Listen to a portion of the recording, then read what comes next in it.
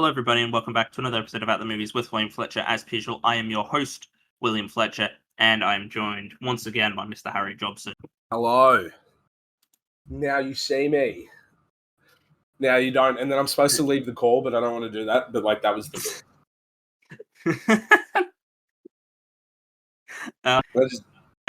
this week, we are talking about, as you, title, talking about Now You See Me, and Now You See Me 2, which can I just get this out of the way immediately? They should have called it Now You Don't.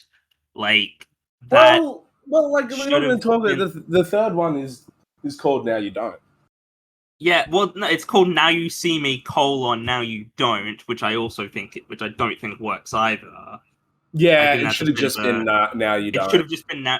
Exactly, and I'm probably going to put a clip in here, but I found a clip of Dan Harmon, creator of Community and Rick and Morty, going on a massive rant about Now You See Me when he so I'll put a clip in here of just part of his, because it's a 15-minute rant he had on his podcast talking about Now You See Me. So there's a new movie out that I haven't seen yet called Now You See Me 2. It's a sequel to a movie called Now You See Me. Correct.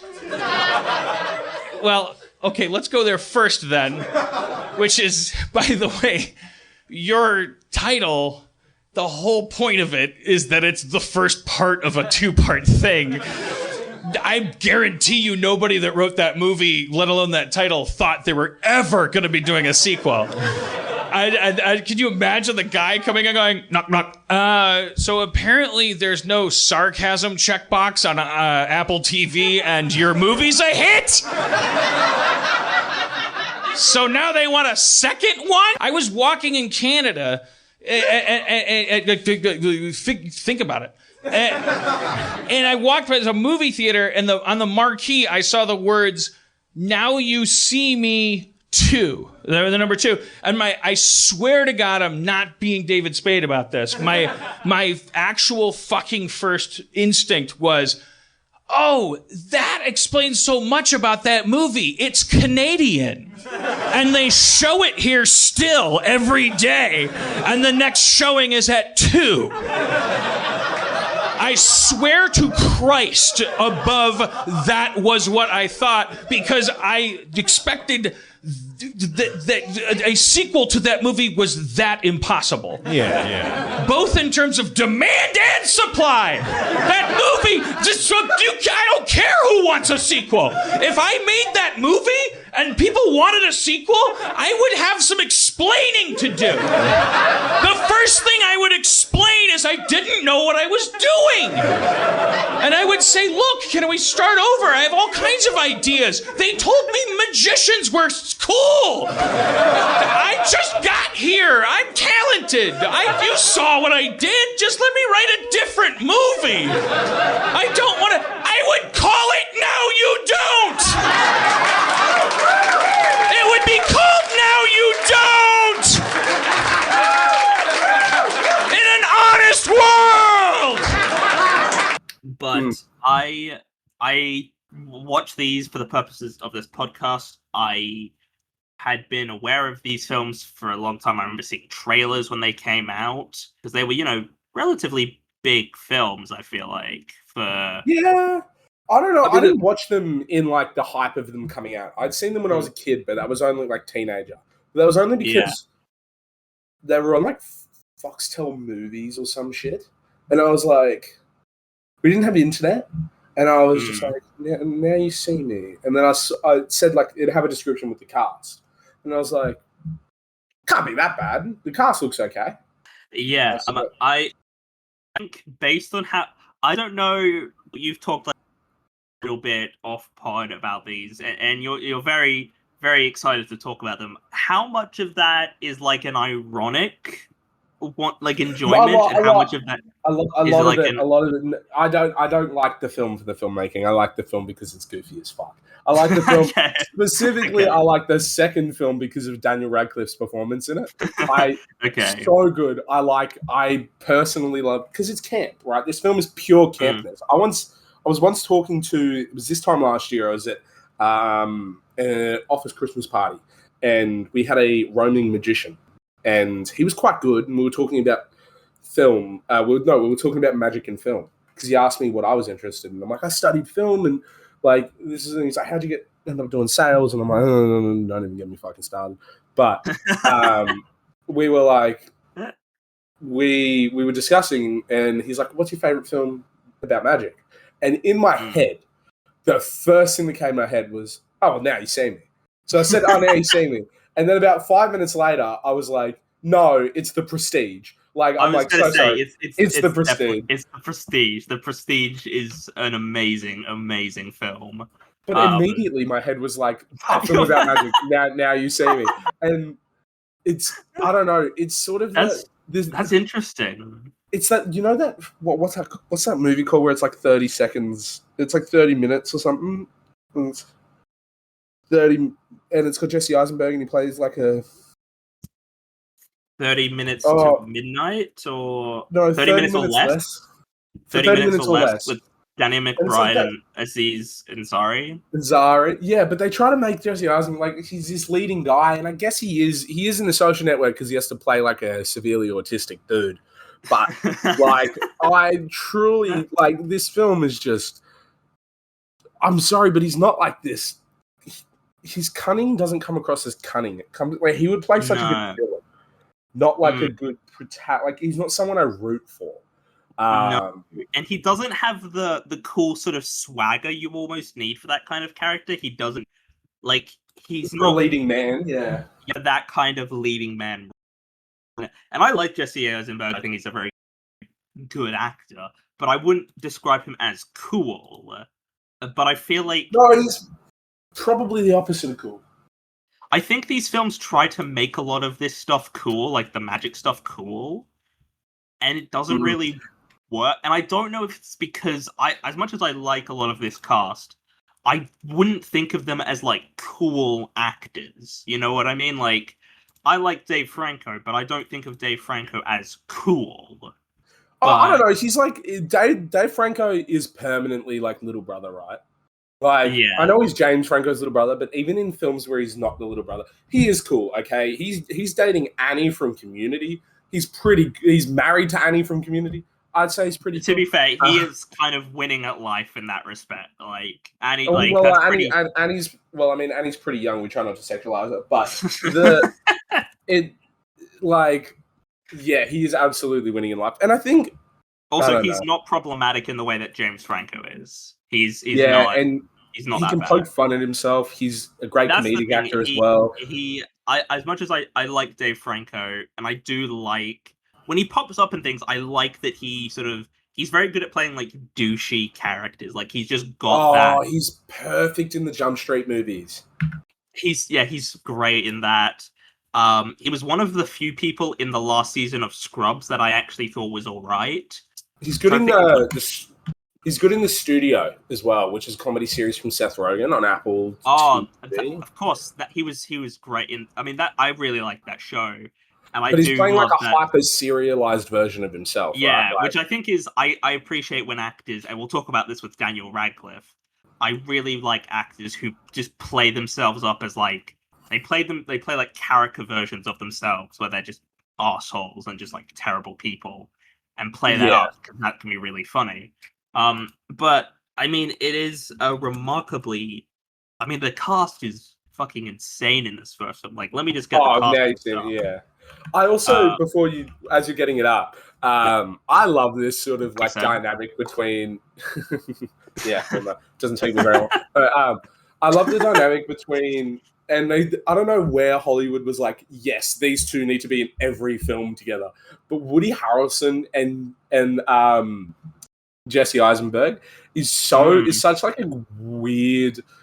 It's such like a weird dynamic that they have, because Woody Harrelson always just now plays like the washed up but arrogant, like dad bully figure against Jesse's leading man. Because Zombieland is where I'm going, and these like what? Like, it's such a weird. It's so weird, but I feel like it works really well. Yeah. I didn't even put together that I completely forgot they were in Zombie. I like Zombieland too. Like I like both the Zombieland films. Yeah. I didn't even put together that they were in those together. But I mean, also you'll hate this, but Google describes Now You See Me as thriller crime, which I think it was almost a comedy, but crime I get. I mean, I don't. Like, it's not even good magic. Like, it's not even good. But like, the whole thing is like, we broke into a bank and she's getting eaten by like piranhas or whatever, and prawns. She's getting eaten by prawns. No, but I'm just like, oh, like it's all these big like, and this stems from that hyper like that Dynamo and that David Blaine era of like performative, like exhibitionist, almost just like insane public stunts. And thriller, really. I mean, I think we've talked about this, how we don't think it's a real genre that actually exists. Thriller's not real. It's a great album, but not a real genre. And I mean, I talked about The Running Man last week for the last episode I did, and I basically said, and I talked to my guest that like I don't believe in thriller as a genre because I think The Running Man is because this upcoming Edgar Wright Running Man is listed as a thriller, and I'm like, it's not a thriller because it's not a genre that exists. This is an action. I think it's an action film. I think it's like an action drama, but it's to me it's a comedy. Like in my head, I think of like, oh, Now You See Me is like, it's funny, but I don't think it's meant to be funny.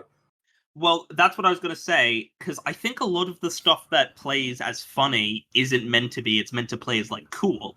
Like, when they do these, like...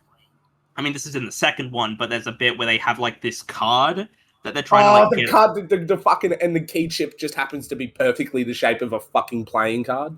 Yeah, and they're, like, throwing... And they're, like, the four characters are, like, passing the card through to each other, so it's, like, going through, like, their sleeves, and then... And it's supposed to be like a long... When it goes through the sleeve and the camera follows it is so uncomfortable to me, by the way. Yeah, it's like, very... That is the worst angle I've ever seen. It reminds me of... Have you seen the Kingsman films? Yeah, with the hair. No, there's in the second Kingsman film, there's a bit where Taron Egerton, Eggsy, he has to put a tracking device in a woman, and he has to put it through her vagina, and the camera goes up the canal, and it's one of the most uncomfortable things I've ever seen. Like it makes me feel so gross.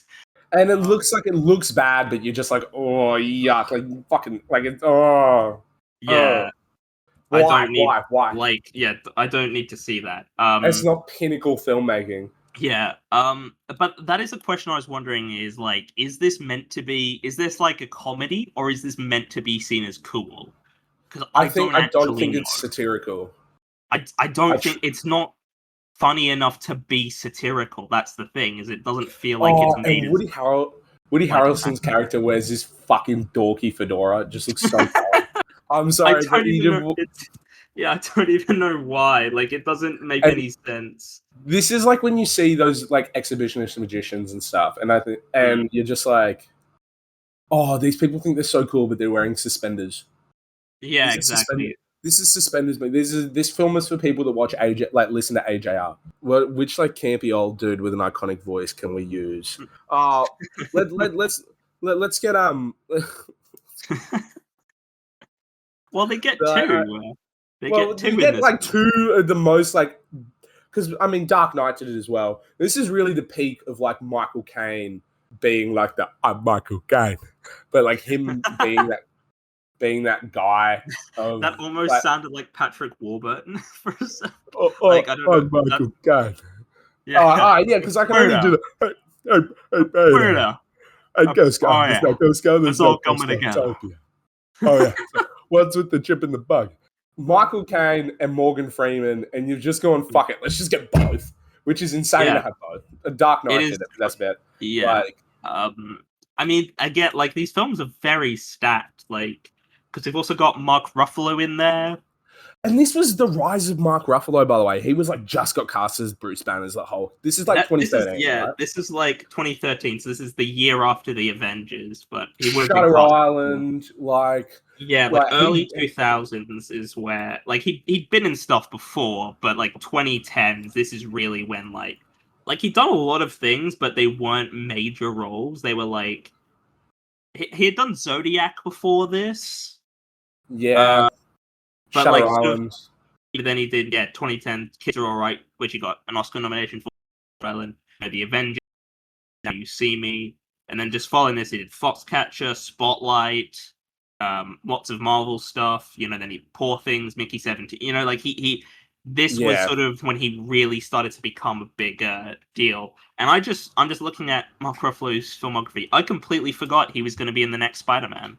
I completely forgot he was going to be. Yeah, it's like supposed to be a thing with him which I am excited for. My friend is getting married on the same day, so like, do I skip the wedding? I don't know. No, I'm kidding.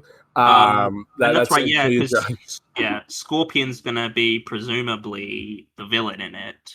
But yeah, Mark Ruffalo. This is sort of the rise of him. And are you a Mark Ruffalo fan?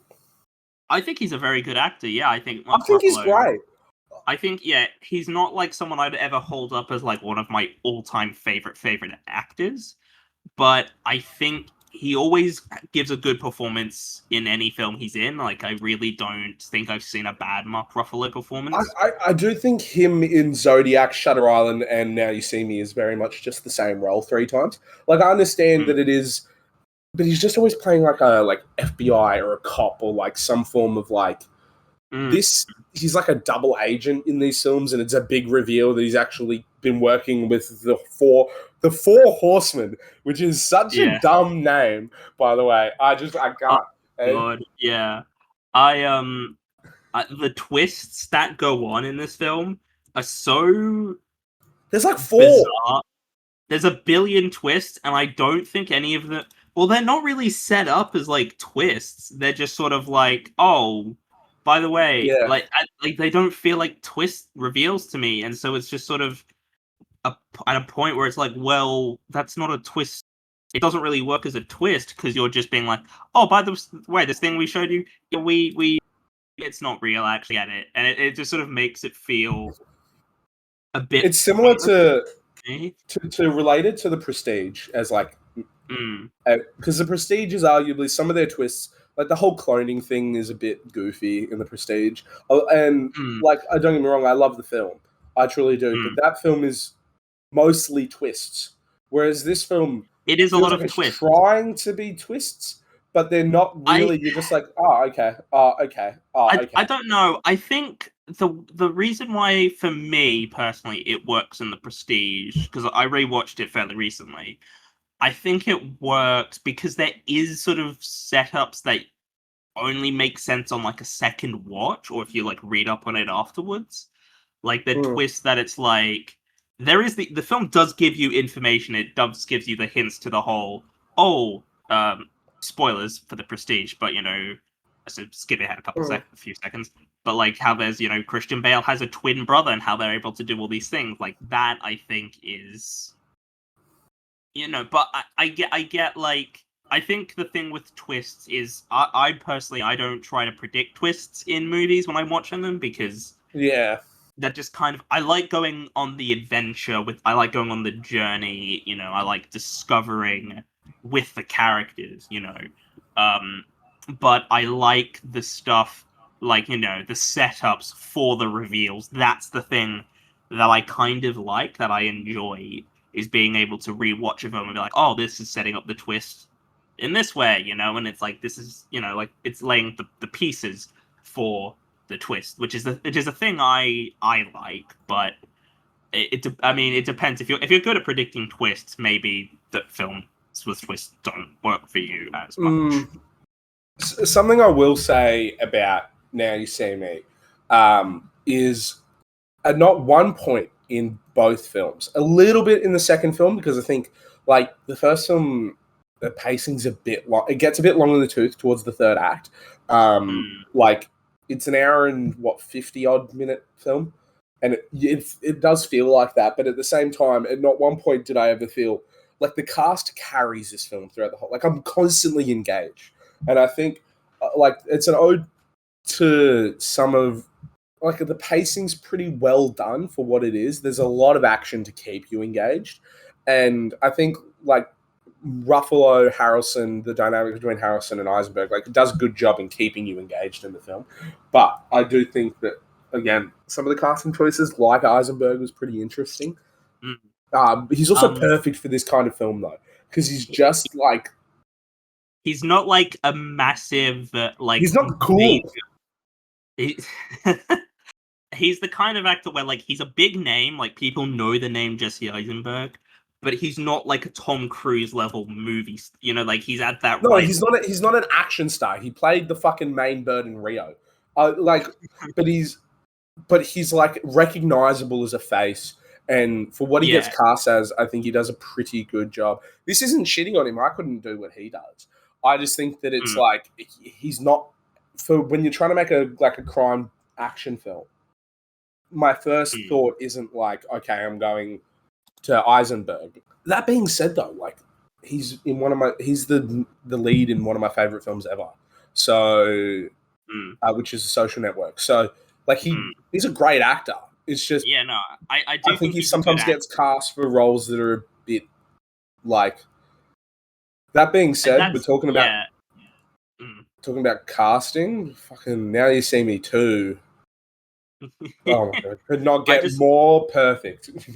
Just before we, I just want to say with Jesse Eisenberg is I think he's a very good actor, but he's in that Michael Cera role where he does just play the same thing, and he plays like essentially himself, and that's not a problem. I think a lot of actors do just play versions of themselves. I think some great actors do that, and there's nothing wrong with that. You know, I think that's how a lot of actors act, and that's not a problem.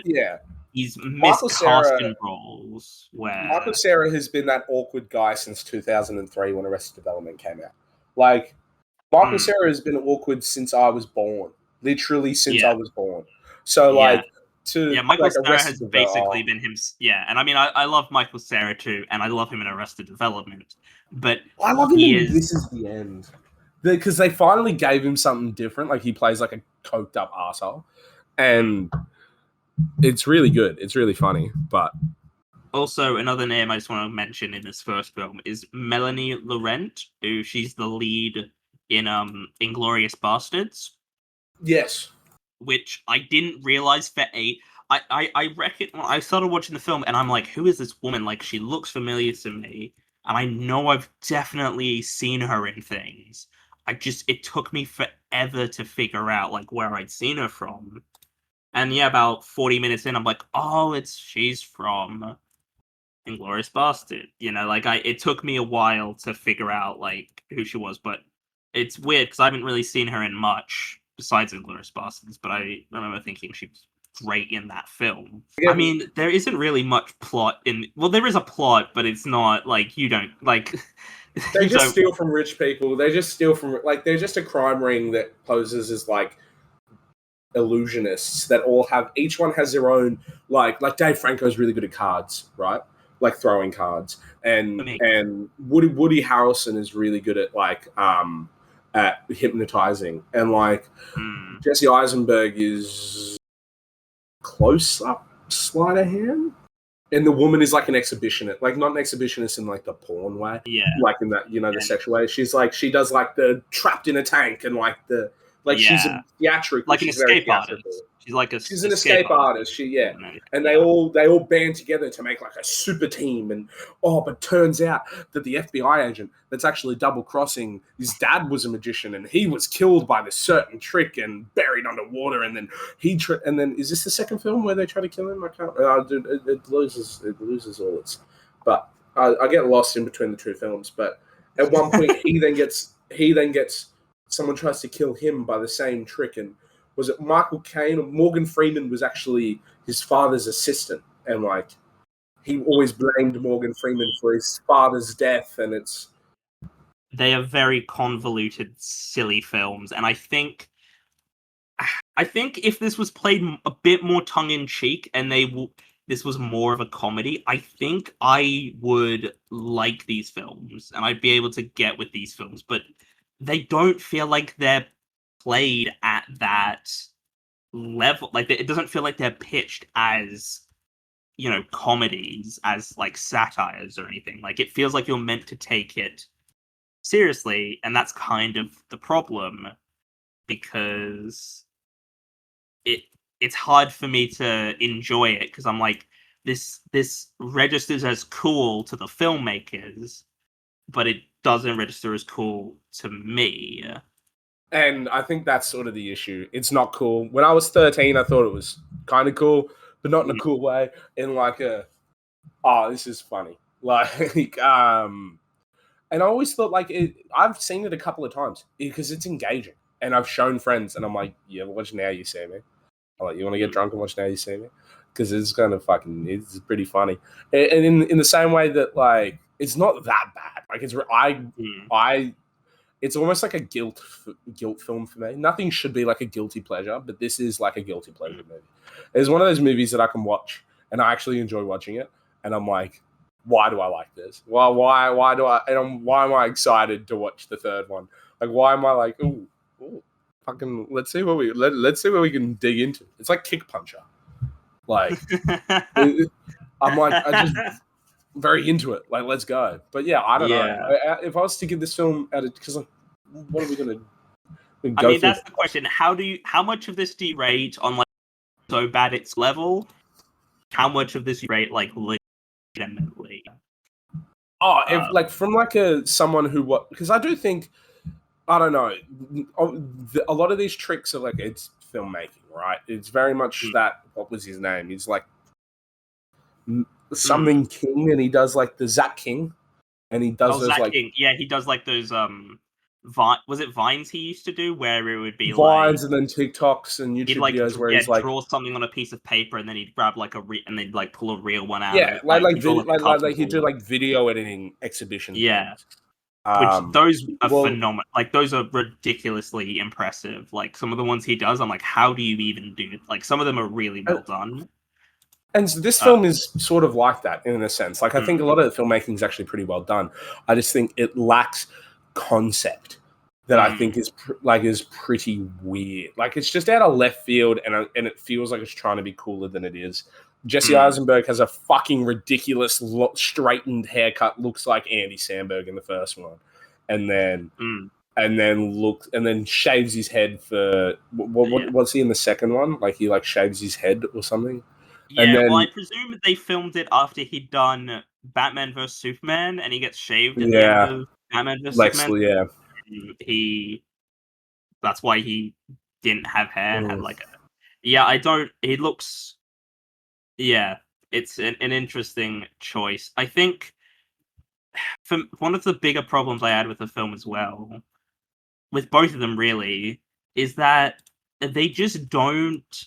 Is it like, are they actually magic? Because they're magicians, but like, are they actually doing magic? Like, because it just like some of the stuff they do, it's like there is no way you could realistically do half of this shit in real life, but it's never.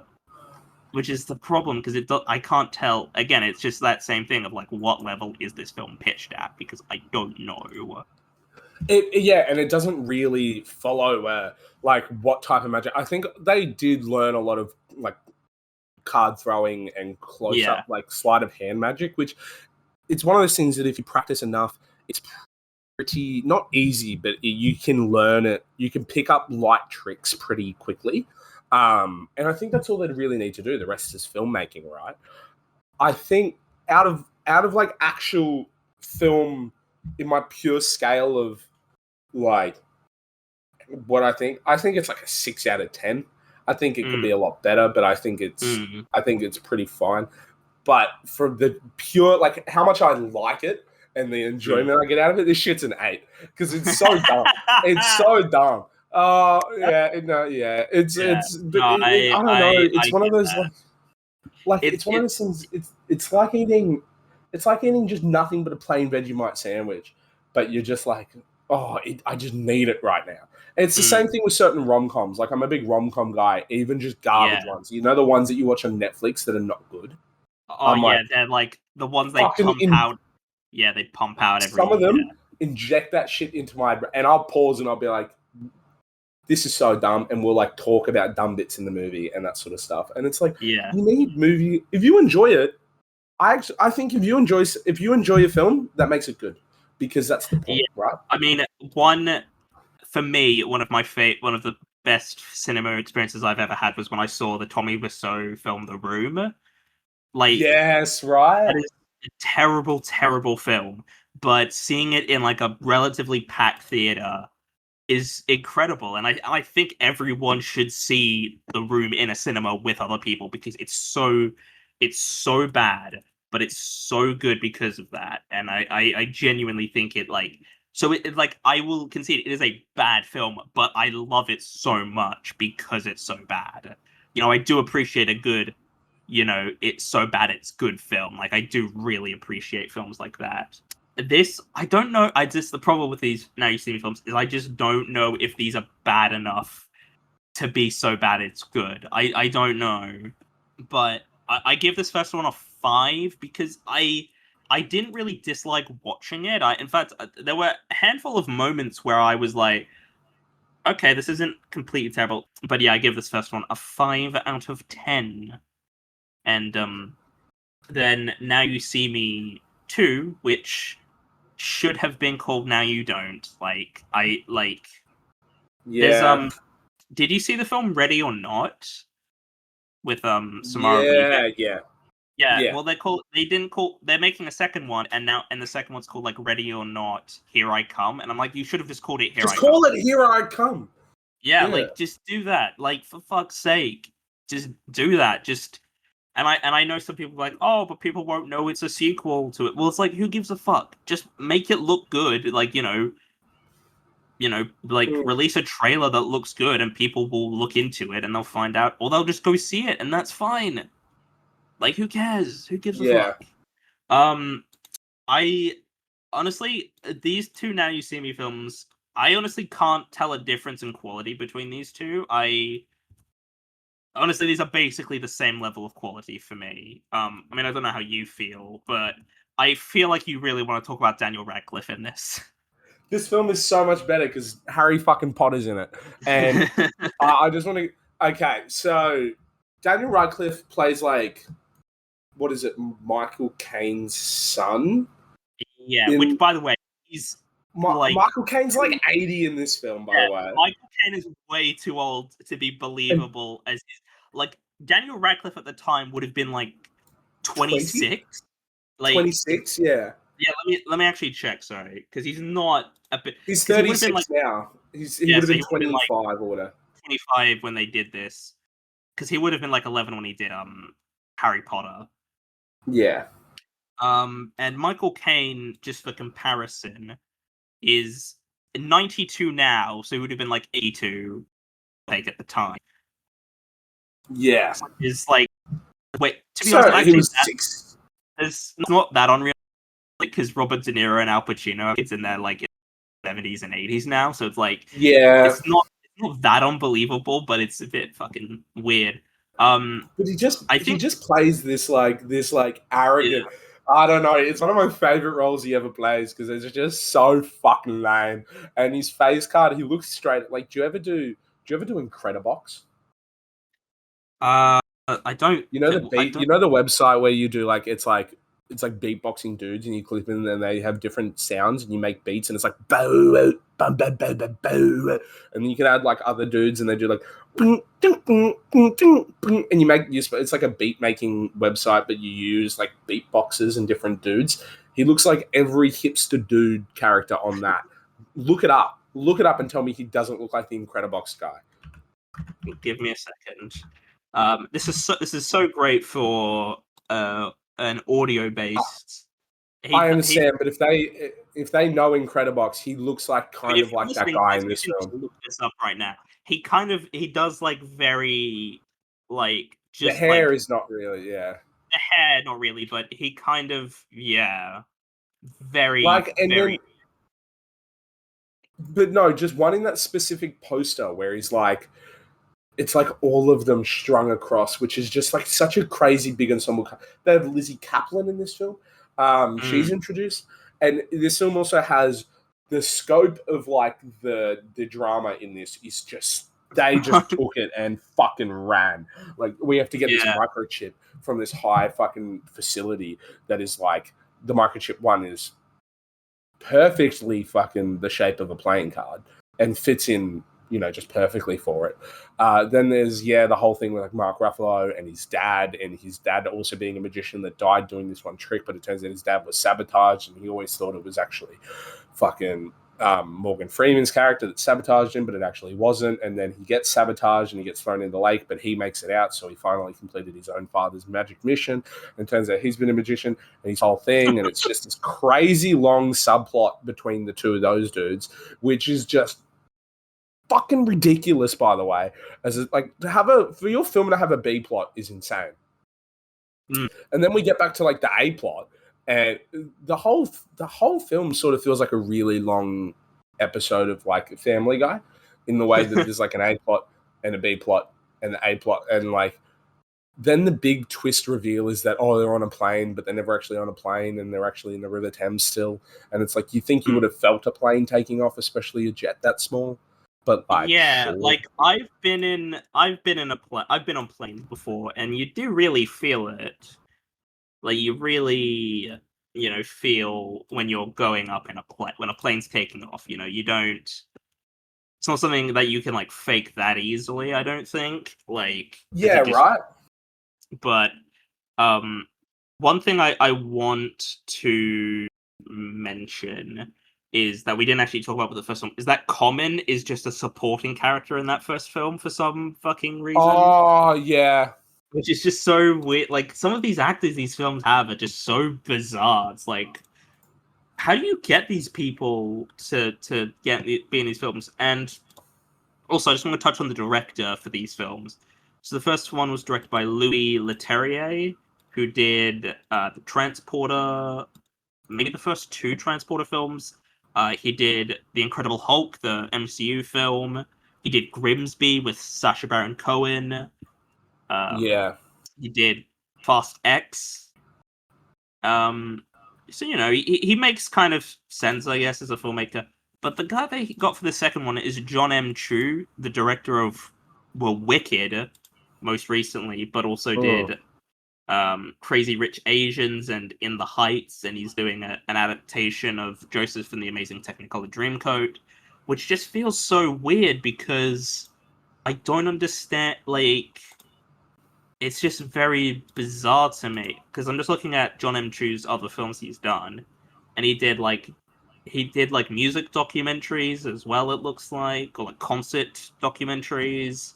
Did like G.I. Joe Retaliation. It's just weird how like sometimes these directors, where they come from and like how they get into do these, because the guy they've got doing third, me, Fleischer, who did the Zombie films and the first two Venom films and Uncharted. So it's like these are very odd choices, because they're not really. I mean, John M. Chu's a pretty big name now post Wicked, but these aren't big name directors, so it's very confusing, like how they're choosing these directors, because there's no real through between.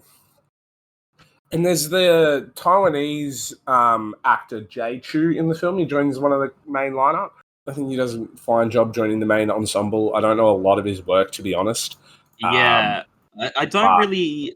All the actors I know in this film, besides Daniel Radcliffe, were like the actors who are in the first one. Like, there's none of the. There is Lizzie Kaplan. I mean, I know Lizzie Kaplan. I don't know what. I know I've seen her, and I just cannot figure out. She's in the interview with Seth Rogen and James Franco.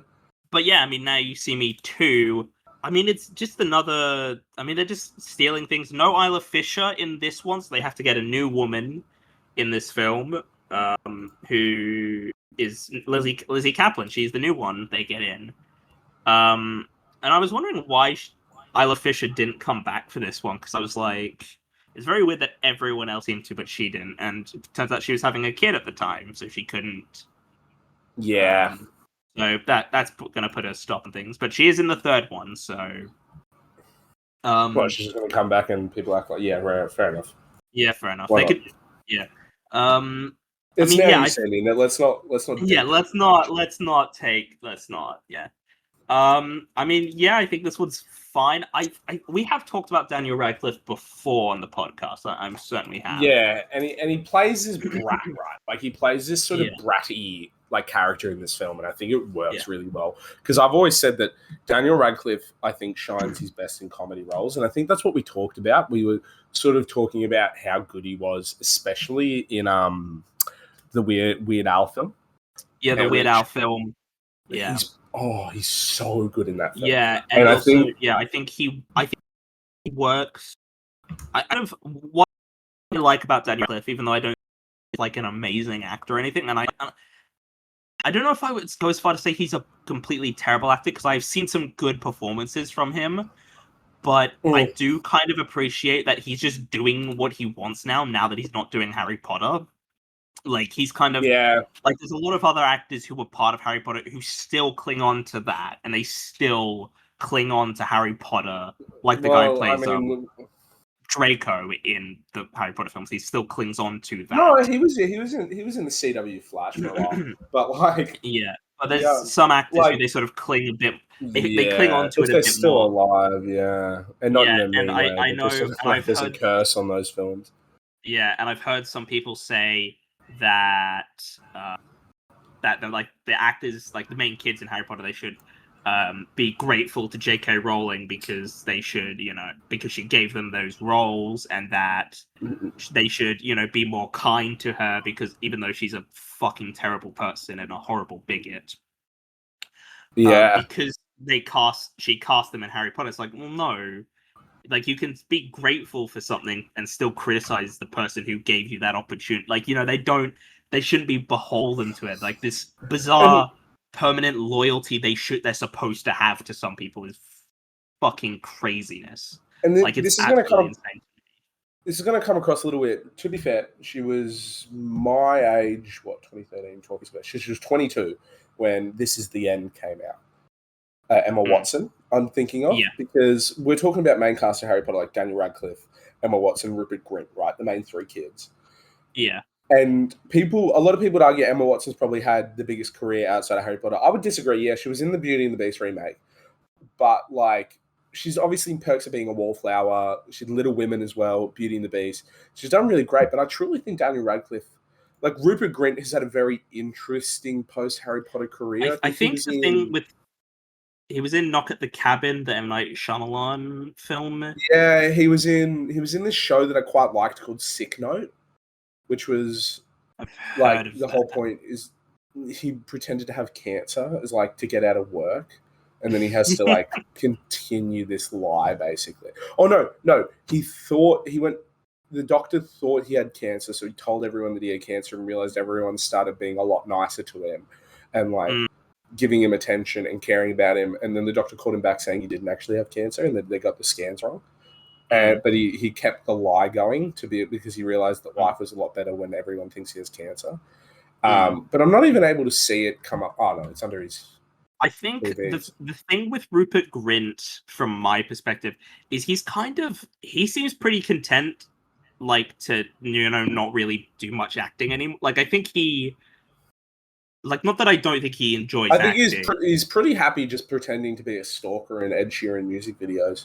But yeah, and I mean, I remember he like bought an ice cream truck when he like was able to drive, and he would just go around selling ice cream because he wanted to do that, which is the kind of thing that I just love about, like, I think is great, that he's like, yeah, I don't give a fuck, I'll just drive an ice cream, like, and I respect that. Because those main three kids in Harry Potter, they've gone completely different directions, like career-wise, He's actually in Servant as well, which is TV series. Yeah, Servant, which is the M. Night, which is also an M. Night show on Apple TV, which I've heard is actually quite good.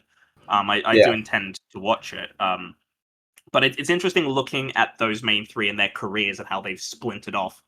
Because all three of their careers are completely different post Harry Potter. Like they're not like Daniel Radcliffe is just doing weird shit. Like, you know, he did like And Swiss the Army, reason Swiss Swiss Army Army Man, Man, where and the reason we were fighting talking Corp. about Daniel, but the reason we were talking about him was because of Victor Frankenstein, and because he plays Yeah, like the that's right. hunchback. I was trying to remember why we were talking about when we would have talked about Daniel Radcliffe. But yeah, he's Igor in that. And he's like he's the main character, right? Like it's centered from like Igor is the main character. He's telling the story, right? Yeah, pretty much. Like he's the one with the love interest. He's the one that ends up like it's his relationship with Frankenstein. Well, yeah. I think Daniel Radcliffe, like as I said before, I don't know if I'd go as far to say he's like a completely terrible actor, but he is someone I will always root for and have a respect for, just because of how he comes across as a person, just like in general. Like he always comes off as so humble and just I think he's aware of how lucky and privileged he is and like the position he's in to do what like to be able to do what he does. I think he I think he sort of because he was the out of the three, like, and you can even look at it in like old interview clips about like where the Harry Potter cast are like still teenagers and kids and they're talking about it. And Rupert is very much just like, yeah, it's a job, like it's my job, I'm an actor, and Emma is like, I study really hard and I just want to do the best films possible. And Daniel's like, I don't know, I get paid and I'm having fun. And like all of his interviews are very much just like he's taken a bit of the Mickey. Like he understands that he's like incredibly lucky to. He's just like he's like, I'm the most famous boy, pretty much. Like outside of like because not even just in like his character is supposed to be the most famous boy in his world, but being cast as that guy, he is now the most. He's probably the most famous child actor ever, besides maybe Macaulay Culkin. Yeah, I'd say so. I'd say between the two, It's between the two of them. But I like because Macaulay Culkin was like a famous child actor for lots of different films, whereas Daniel Radcliffe was more famous for just Harry Potter, I think. But they're still both like huge famous stuff. Yeah. And I think with Daniel Radcliffe is anytime I see an interview clip of him or like when he won like a Tony, was it either like this year or last year, and he gives such a heartfelt like genuine speech, you know, like he comes across well in interview. I can't help like him and root for him in things, even not giving a great performance, because he just has that, and he plays, you know, like him playing up. He's like doing a lot of interesting things as an actor, and he's trying not to be typecast. You know, like he's doing more than that. Like if I was to just look at his filmography post Harry Potter, but like after he did Harry Potter, he did Trainwreck, you know, he did Swiss Army Man, Victor Frankenstein, Jungle, Guns Akimbo, The Lost City, the Weird Al movie. Guns Akimbo was quite a good film.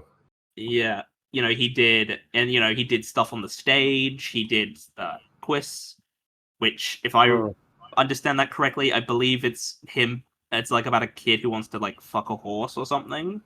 Like, and apparently, like Daniel Radcliffe like gets his dick out on stage or something, like, which is an interesting thing because I'm surprised that's like allowed, honestly. Sure, I mean, there's matinees. There's what cabarets and stuff. Full Monty.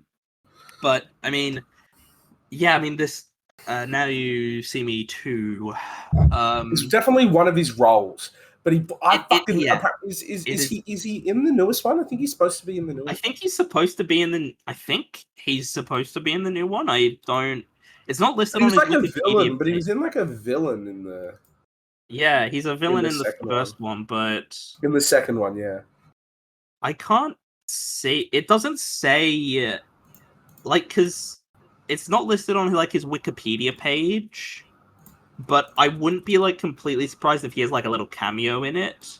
But like if I look up Daniel Radcliffe and there's like a section for like upcoming films that says "Now You See Me, Now You Don't," so it's like maybe he is in it. I don't know. I wouldn't be surprised if he does turn up in it. Yeah, I mean, really no different quality in these two to me. Honestly, I honestly don't think they're that basically the same. I give the second one a 5 out of 10 as well. I think it's I didn't really dislike watching these films. I just sort of am like, yeah, I don't know how much of this is supposed to be like a joke and how much of this is meant to be like taken completely seriously. You know, like that's my Yeah. thing with it anyway. Look, it'll be interesting. I don't know. It'll be an interesting, like, it's definitely going to be one of those films that I go see in cinema. Now You See Me 3. I think, one, because it's kind of just fucking wacky in like a really good way. Now You See Me 2, I do not think is better than the first. I think that I don't think it's worse, though. I think the whole, like, Woody Harrelson's twin brother in it is fucking... That was bizarre. I didn't know how to feel about that because I didn't. Respectfully, I think it's wacky and I think it's funny in the best ways. But I think the first one, nothing really prepares you for how fucking weird the first one is, and that's every time I'll rewatch it, I forget how bad it is, and I'm like, the second one is just as bad, but and it's got Daniel Radcliffe, and I love that, but it doesn't. I don't know. It doesn't really keep the charm. Yeah, for me, these films are basically indistinguishable. Like they're basically the same. Yeah. And then we're tying this into the release of Now You See Me, Now You Don't, which is such a clunky title. Can we just like say that? Like it's a clunky ass title. Like it doesn't work anymore. They should have just called it Now You See Me 3 because they already missed the boat to call the second one Now You Don't. Like just call it Now You See Me 3. Like I swear I read something that Benedict Cumberbatch was meant to be in this new one, but maybe that's incorrect. But yeah, you've got Justice Smith, who I've seen in a handful of things, and he's fine. I don't think he's an amazing actor, but he's fine. Dominic Sessa, who is in The Holdovers, which I didn't think much of him in that. And Rosamund Pike is the new main, like the biggest new addition to the film. I think he's a very, very solid actor. Do you have any of them? Because they're apparently already planning to make a fourth one. Like they are. Which is just like, you're really rinsing the fuck out of this IP that you let die 10 years ago. Yeah, this is the confusing thing to me. Like, they made Now You See Me 2 in 2016, and then they didn't make a sequel for 9 years. And which now is something I really hope they do with the Kingsman franchise. You want them to... I mean, I am kind of disappointed we haven't had more Kingsman films, honestly. It's been a while since we've had a Kingsman film. Yeah. And I thought they were really good. I mean, I like the second one. I wasn't like massively hot on, but I thought the first one and the third one were quite solid, and I liked them. And they set up like in the second Kingsman film, they have like Channing Tatum and Pedro Pascal and Jeff Bridges and Halle Berry. Like they had a lot of like big Americans in there, big American stars for like 10 minutes. Presumably so they could set up and do a spin-off with them as well as doing, you know, Kingsman 3 with Eggsy, but they seem to have... They've seemingly called it quits, which is a shame because I like Kingsman overall. Yeah, see, that's what I think, like these... I want more of these sort of series to get that same treatment. Like they take 10 years off from making a film in a franchise to just sort of recharge. Not even just not completely writing off a franchise. Like, right, okay, yeah, we'll maybe revisit something when it hasn't been too long, and you can go, all right, yeah, let's get this going. Instead of remaking something from 30 years ago, why don't you just look a little bit more in recent history and go, hey, we still had something there.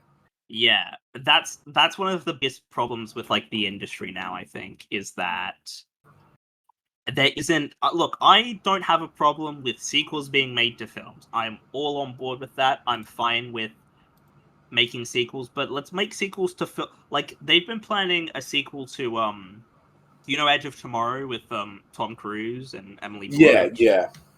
They've been working on a sequel for that for over a decade now. And they still haven't made it. And like that Edge of Tomorrow was really well liked on its release. Like it's a great film. And it came and was, you know, a great film that people liked and it's very well. Like, and it's just weird what gets sequels made now. Like, you know, like I believe, if I understand correctly, they're working on a second Minecraft movie already. Like they're already in like working on making a sequel, which is just like, you know, it's the problem with. But it's just it's just weird, like what gets sequels in the industry and what doesn't. Because no one was asking for another Now You See Me film. Like that's the thing. Like, was anybody talking about Now You See Me 2? Because these films don't do like they do. I guess because they do decently well money wise, but it's like I don't know. They don't get good reviews, and I don't know. That's just the problem. Is general audiences are stupid. Maybe that's the problem. Yeah, I think it might be. But hey, you know, it is what it is. At least we get Now You See Me 3. Yeah, which we will. I mean, if I can be bothered to see it for the review of the year, I will talk about it then. But it's not like my because this week The Running Man is coming out, and that is my priority at the cinema this week. Like, it's a new Edgar Wright film. Like, we haven't had an Edgar Wright film in 4 fucking years. I'm gonna go see his new one because I need a new Edgar Wright film in my life, man. You know. But I mean, yeah. Do you have any sort of final things you'd like to say before we wrap this up, or?